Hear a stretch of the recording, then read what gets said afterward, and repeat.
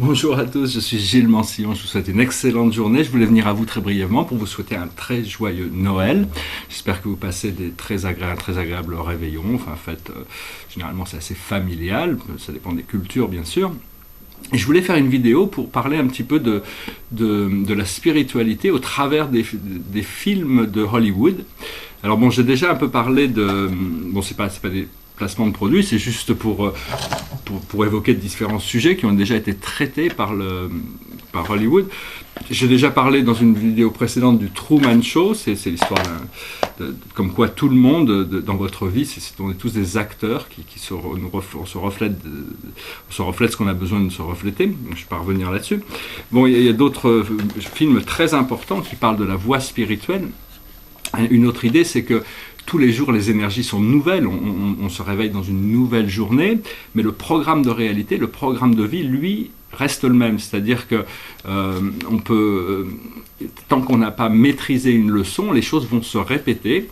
Et donc, si vous ne l'avez pas vu, je vous recommande ce film, ça s'appelle Un jour sans fin, de Greyhound Day, de Bill Murray. C'est l'histoire de quelqu'un qui se réveille tous les jours le 2 février et que tous les jours, il doit répéter la même journée jusqu'au jour, après des centaines et des centaines et des centaines d'expériences, il arrive à avoir une journée où il n'y a plus un seul potentiel qu'il n'a pas exploité pour sa journée. Et à ce moment-là, il peut passer au prochain niveau, il peut continuer sa vie dans le temps. Donc ça, c'est un excellent film, une petite comédie, si vous n'avez pas vu, je vous le recommande. Un film extraordinaire aussi, que tout le monde a dû voir, mais bon, qui parle d'écologie. C'est ce film qui s'appelle Avatar. Avatar, c'est un film très très important qui nous rappelle à notre besoin de préserver notre planète, parce que tous ces êtres dans Avatar, si vous l'avez vu, ils sont très connectés à leur planète, ils sont connectés avec le monde spirituel, avec le monde élémental de leur planète, et tout est vivant sur cette planète.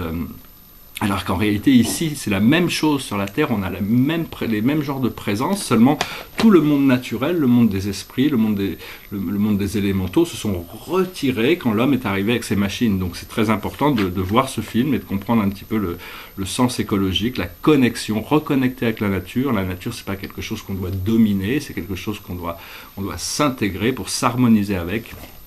Un autre film dont je voulais parler, je ferai certainement une vidéo plus complète là-dessus, c'est ce film Lucy.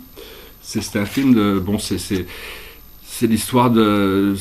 Bon, il y a un côté Hollywood c'est avec beaucoup de violence, c'est quelqu'un qui reçoit un produit chimique et que tout d'un coup, son ADN se développe à 100% et son cerveau se connecte à 100%. Donc c'est l'idée de pourquoi on a un cerveau, pourquoi on ne l'utilise pas à 100%.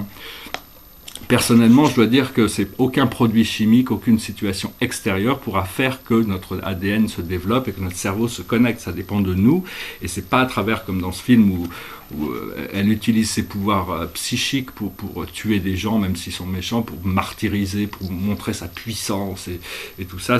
On peut pas atteindre ce niveau de connexion tant qu'on n'a pas assez d'amour, de lucidité, de connexion avec l'ensemble de la vie, parce que une fois qu'on est tout connecté, une fois que tout notre ADN est en pleine conscience, plein éveil, à ce moment-là, il n'y a plus de séparation entre nous et les autres, donc on n'a plus aucun intérêt de faire du mal à personne, parce qu'on se rend compte qu'on se fait du mal à nous-mêmes.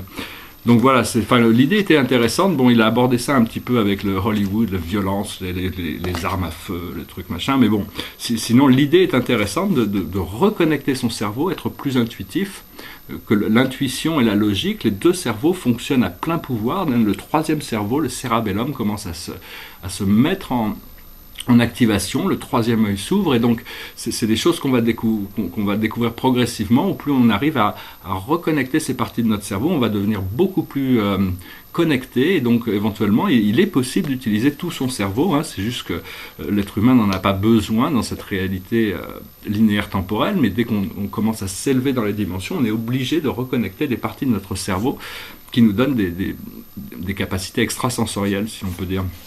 Un autre film qui était assez intéressant, qui est assez ancien, c'était un film avec Robin Williams qui traite des plans astraux et de la vie après la mort. Ça s'appelle Au-delà de nos rêves. C'est pas mal, hein. C'est bon, ça traite de pas mal de choses qui je pensais pouvaient être intéressantes par rapport à la psychologie, comme quoi même dans les plans astro, on peut être bloqué quelque part si c'est juste une question de se libérer. Bon, c'est un petit peu, c'est hollywoodien, encore une fois, toutes ces choses, il n'y a pas de la vérité absolue. Tout ce qu'on recherche comme vérité, c'est à l'intérieur de nous, mais enfin bon, ça c'est des choses qui ont été traitées par le cinéma. Il y a beaucoup à travers les produits créatifs, et la musique, comme la musique, peut expliquer beaucoup de choses sur l'amour et sur ces choses-là. Après, c'est un autre film qui est très ancien, qui est pas, moi je n'ai pas particulièrement... enfin, je veux dire, je trouvais ça un peu violent et mal fait, mais disons que ça correspond à une réalité, c'est la Stargate, c'est la porte des étoiles. Il existe réellement des portes stellaires qui sont sur Terre, elles sont cachées, elles sont cachées, hein, pour le moment elles sont désactivées, pour pas que personne puisse s'enfuir de la Terre, mais... enfin, il y a des concepts intéressants par rapport à l'idée pour pouvoir voyager dans l'univers. Il nous suffit d'ouvrir un portail pour arriver autre part. Et donc, la porte stellaire la plus importante qu'on doit ouvrir, c'est notre troisième œil, parce qu'à ce moment-là, on n'est plus dépendant de technologies extérieures.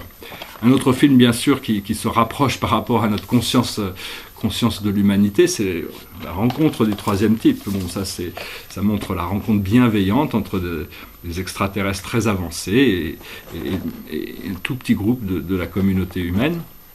Donc ça, bon, bien sûr, c'est un film assez culte, tout le monde le connaît.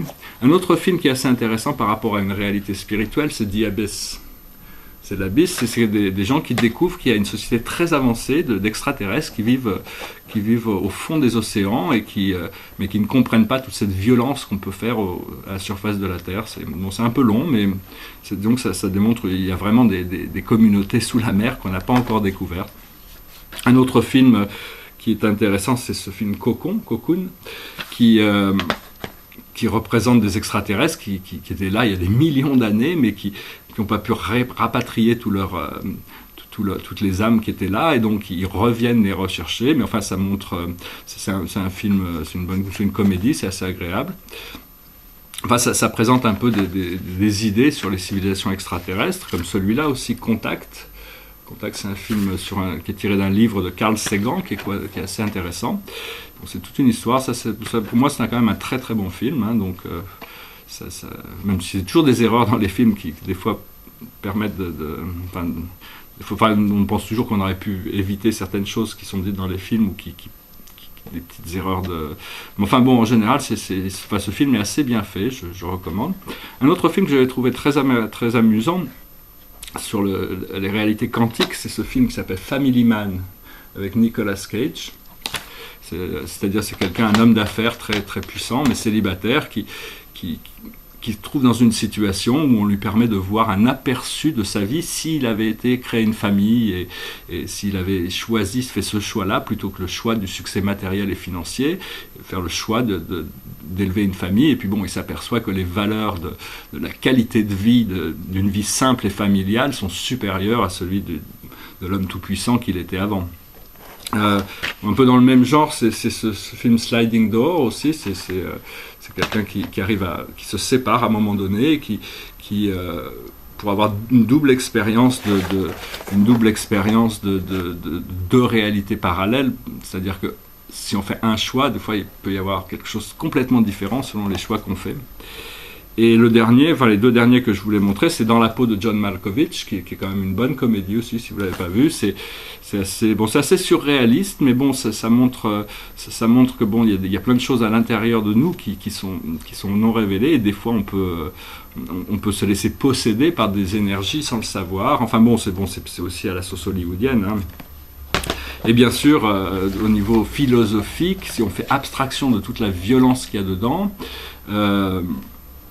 ce film, il y a d'énormes révélations sur la matrice fantôme dans laquelle on vit. Tout le monde a vu ce film. Bon, il y a beaucoup de violence, et j'aime pas. Bon, c'est toujours à la mode hollywoodienne. Il faut que ça soit violent pour que les gens aillent le voir. Mais il y a énormément de codes et c'est-à-dire que ce film présente une réalité comme quoi les humains sont des piles qui sont utilisées par des forces externes, qui se nourrissent de l'énergie des humains. Et dès disons que c'est la vérité par rapport à ça, c'est que cette matrice fantôme a été créée pour se nourrir des énergies négatives de l'humanité. Il continue à créer des voiles et des voiles et des voiles pour continuer à se nourrir d'éléments négatifs, parce que si on arrive à positiver notre vie et se libérer de tout ce programme de matrice, on est complètement libre, on atterrit dans une dimension supérieure de réalité. Donc quand on se réveille, on n'arrive pas dans un... Donc eux, ils arrivent dans un endroit assez sombre quand ils se déconnectent de la matrice, mais si on arrive jusqu'à la 5e dimension, quand on se déconnecte de la matrice, on n'arrive pas dans un endroit sombre, mais un endroit lumineux et merveilleux. Voilà, bon, bah, si vous avez le temps de voir ces films, je sais pas, parce que des fois pendant les fêtes, on cherche des choses à voir. J'espère que, bon, il y en a, j'ai des centaines et des centaines de films, il y en a plein d'autres qui ont beaucoup d'intérêt. Moi, j'aime beaucoup le cinéma, peut-être en faire plus tard. Mais enfin, ceux-là ont il y a certaines clés, certains codes qui peuvent nous aider à prendre plus conscience. Donc voilà, je voulais faire cette petite vidéo très rapidement. Je vous souhaite une excellente journée, un très joyeux Noël et je vous dis à très bientôt. Namasté.